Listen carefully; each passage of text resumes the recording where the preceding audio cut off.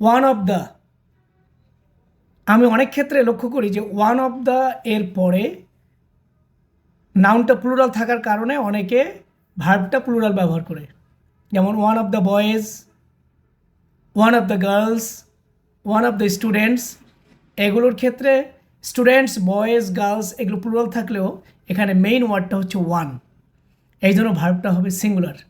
Example, one of the boys is, one of the girls was, one of the boys has.